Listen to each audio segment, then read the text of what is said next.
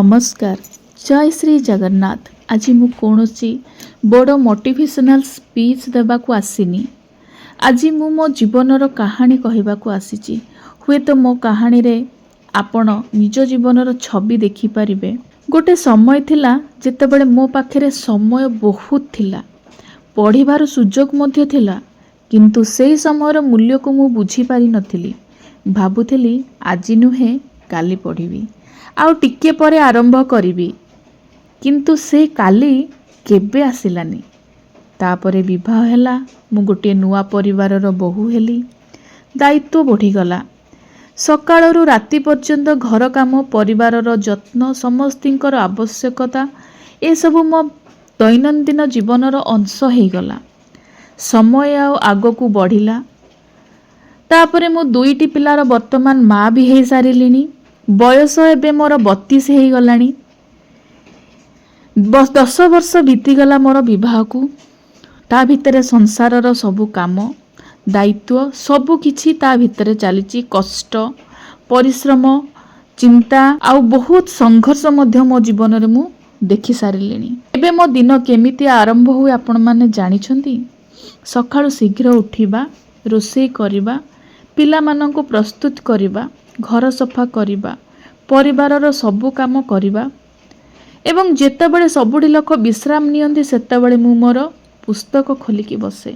हाँ, केबे केबे थकी जाए, आखिरे निद थाए, शरीर आ चालिबाकू चाहेनी, किंतु मो स्वप्न जेतेबेले मो आखि आगे नाची आसे ना, सेतेबेले मते सोईबाकू दिए नाही। सेतेबेले मो निजको गोटे मो प्रश्न पचारे, अच्छा जेतेबेले मो पाखरे समय थिला सेतेबेले मु काहेकि पढु नथिली।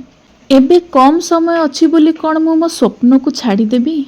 ना, मु निष्पत्ति नेछि जेते कष्ट हो, जेते दायित्व थाउ, मु पढ़िबी।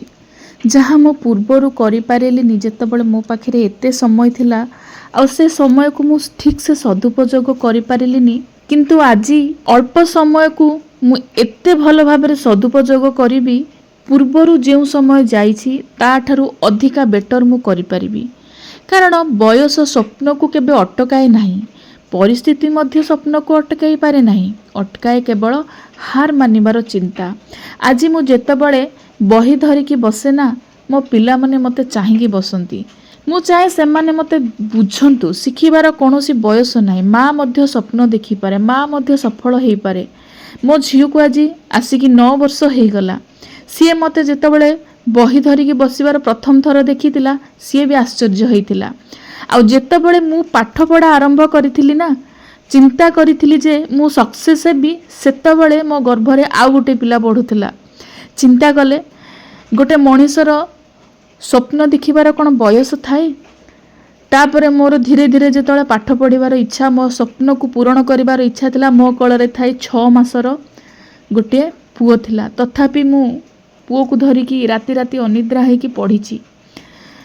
2023 मसीहारू स्वप्न देखिबा आरंभ कली जेतेबेले मते 30 वर्ष हेई नथिला, सेतेबेले आरंभ कली। आज आसिकी 2 वर्ष 2.5 वर्ष हेई गला, मु पढ़िबा जारी रखिची। आ किछि कांसरे सक्सेस हेछि, सेटा आपण माने मध्य जानिछंती।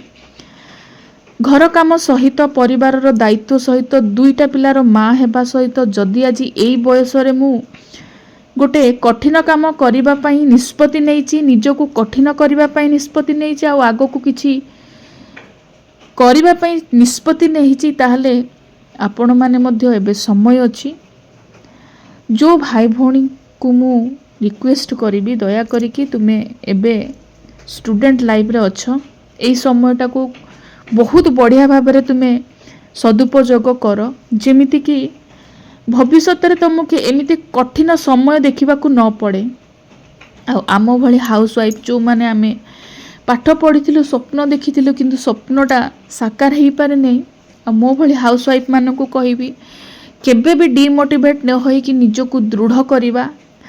मनुष्य जीवन सबुठु कष्ट है ना 2टी पिलार माँ हवा। जेतेबेले एते कष्ट आमको हेइछि, 2टा पिलार माँ हेइछे जदि आमे, ताहले एई पाठ पढ़ी सक्सेस हबाटा ता आगे किछि नुह, सबु किछि करि परिबा। एइटा होछि मो पई गोटे हाउस वाइफ पई वार्ता। खाली एतिकी कहिबी ମୁଁ ଜାଣିନି ମୁଁ କେତେ ଶୀଘ୍ର ସଫଳ ହେବି, ଖାଲି ଏତିକି ଜାଣିଛି ମୁଁ ଚେଷ୍ଟା ଛାଡ଼ିବିନି।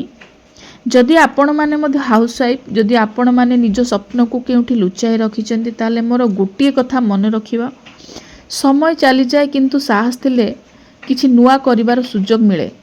ଆଜି ମୁଁ ମୋର ହରେଇଥିବା ସବୁ ସମୟକୁ ତ ଫେରିକି ଆଉ ପାଇବିନି, କିନ୍ତୁ ଆଜିର ସମୟକୁ ନିଶ୍ଚୟ ଭାବରେ ଠିକ୍ ମାର୍ଗରେ ସଦୁପଯୋଗ କରିବି। ମୋର ଲକ୍ଷ୍ୟ କେବଳ ଚାକିରି ପାଇବା ନୁହଁ, ନିଜକୁ ପ୍ରମାଣ କରିବା ଯେ ଜଣେ ମା ହେଉ କି ଜଣେ ବୋହୂ ହେଉ କିମ୍ବା ଜଣେ ସ୍ତ୍ରୀ ହେଉ, ସେ ନିଜର ସ୍ୱପ୍ନ ପାଇଁ ଲଢ଼ିପାରିବ, ନିଜର ସ୍ୱପ୍ନ ଦେଖିପାରିବ, ଆଉ ନିଜର ସ୍ୱପ୍ନକୁ ସାକାର କରିବା ପାଇଁ ସେ କିଛି ବି କରିପାରିବ। ମୁଁ ଜାଣେ ଏଇ ଯାତ୍ରାଟା ଏତେ ସହଜ ନୁହେଁ, କିନ୍ତୁ ଗୋଟିଏ ଦିନ ଏଇ ସଂଘର୍ଷର ଅନ୍ତ ଘଟିବ, ଆଉ ଏଇ ସଂଘର୍ଷ ହିଁ ମୋର ବଡ଼ ଗୋଟେ ପରିଚୟ ହେଇପାରିବ। ଆଉ ଏହି ପରିଚୟ ମୋତେ ସମାଜ ଆଗରେ ନିଶ୍ଚିନ୍ତ ଦିନେ ନା ଦିନେ ପ୍ରୁଭ୍ କରିବ। ତେଣୁ ଆଜିଠୁ ମୁଁ ନିଜ ପାଖରେ ନିଜକୁ ପ୍ରତିଜ୍ଞା କରୁଛି ଯେ ଆଉ କେବେ ହେଲେ ସମୟକୁ ନଷ୍ଟ କରିବିନି। ପ୍ରତ୍ୟେକ ଦିନ କିଛି ନା କିଛି ନୂଆ ଶିଖିବି, ଆଉ ପ୍ରତ୍ୟେକ ଦିନ ମୋ ସ୍ୱପ୍ନକୁ ପୂରଣ କରିବା ପାଇଁ ଚେଷ୍ଟା କରିବି। ରହିଲି, ଜୟ ଜଗନ୍ନାଥ।